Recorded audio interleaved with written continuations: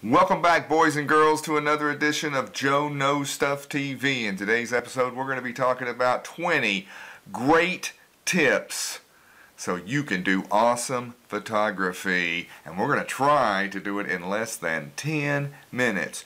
10 minutes. Go to intro.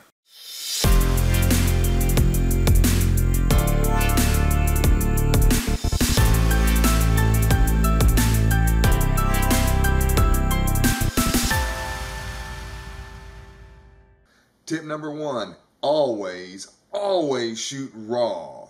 RAW is a file format that captures all image data recorded by the sensor when you take a photo. Because no information is compressed with RAW, you are able to produce higher quality images as well as correct problem images that would be totally unrecoverable if shot in the JPEG format. So right there is the number one reason, but I put up 10 more reasons. And always shoot RAW. That's tip number one. Tip number two is composition using the rule of thirds. Just look at it like dividing up your photograph into 3 sections, both horizontally and vertically. That's what this grid on my slideshow of some photographs I've taken shows. And you'll see how I've placed the objects in the photographs on one of those lines of thirds. Never put it in the center. Always put it on the line of third. That's a very important rule. Rule of thirds. Alright, tip number 3 is always shoot at the right time of day. Now, what's the right time of day? There's actually 4 times of day that are excellent and one that's pretty good. 2 of them are golden hour. Golden hour is 1 hour after sunrise or 1 hour before sunset. Blue hour is 20 to 30 minutes before sunrise and 20 to 30 minutes after sunset. And then you got nighttime, and that's the best time of day to shoot photography. Tip number 4 is leading lines. Leading lines is a technique of composition where the viewer of the photo is drawn to a subject or drawn through the photograph in a way that creates a strong visual impact and creates a powerful image. Very useful technique in photography. I highly recommend using leading lines. I've got some examples of my photography playing. Go out and do leading lines. Tip number 5 is to shoot through something. This is quite simple, quite basic. Just check out the photographs of my photography I've got playing there to show you how I shot through something. It can be anything. Sticks, branches, flowers, rocks, trees, barriers, another person, anything. Just shoot through something. Alright, tip number 6 is frame within a frame. It's very similar to the last one, shoot through something, but the way I look at frame within a frame, it's your elements are the frame, and the frame usually covers 2 or more sides.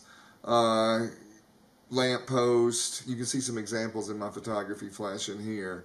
I feel it can be organic, rounded shape can be a frame as well, but most of the time you're using vertical or horizontal elements for frame within a frame.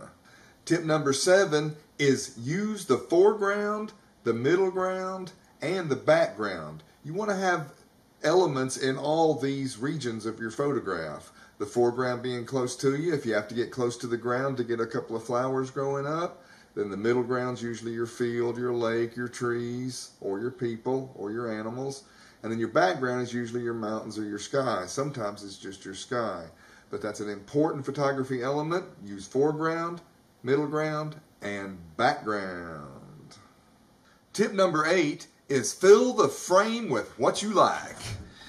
This basically means you don't want wasted space in your image. Wasted space doesn't do any good. Fill the frame up. Now, the proper way to do that is to do it in camera. Get close to your subject. Use a longer lens. Zoom in. Step in. Sometimes you can't and you have to use crop tools. But either way, fill the frame with what you like. Tip number 9 is always expose for the highlights. Digital cameras have a wonderful way of bringing back the shadows, but they have almost no range in bringing back the highlights. So if you burn the highlights, they're gone forever.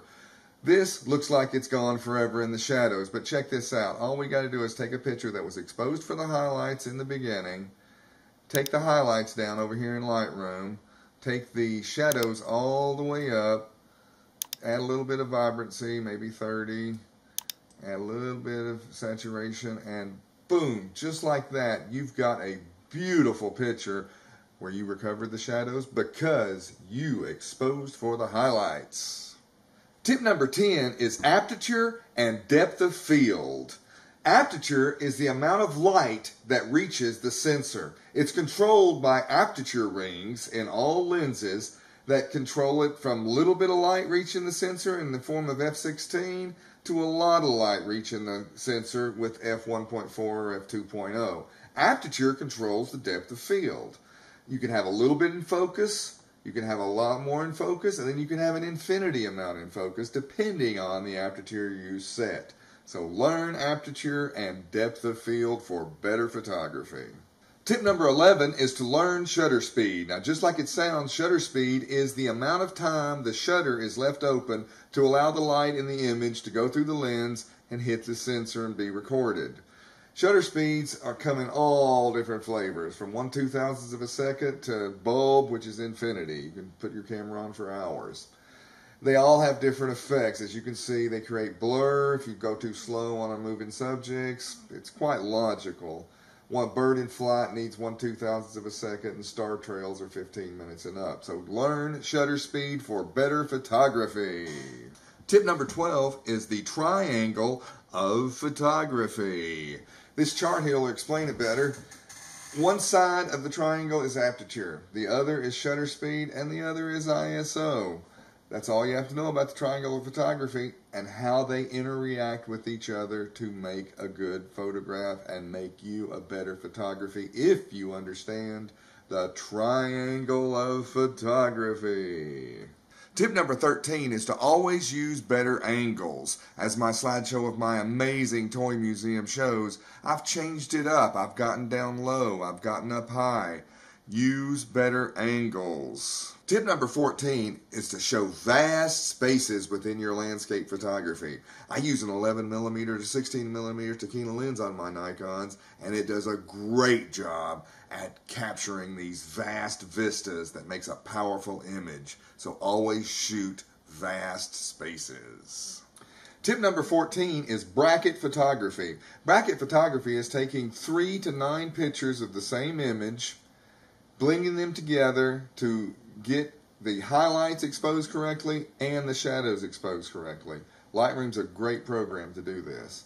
Take 3 pictures, one correctly exposed, one underexposed, and one overexposed. Put them through Lightroom's merge. Boom, you've got an HDR picture that's properly exposed for all the elements. Tip number 14, bracket photography. Tip number 16 is learn how to shoot panos. Let's jump right into Lightroom here and grab several pictures. Right click, photo merge, panorama. It's going to bring up do you want to merge it as exposed brackets? No. Spherical is usually the best one. It takes just a few seconds to stitch those photographs together. You're going to have to either change the border wrap or do the auto crop. I like the border wrap. Then hit merge, go to pause.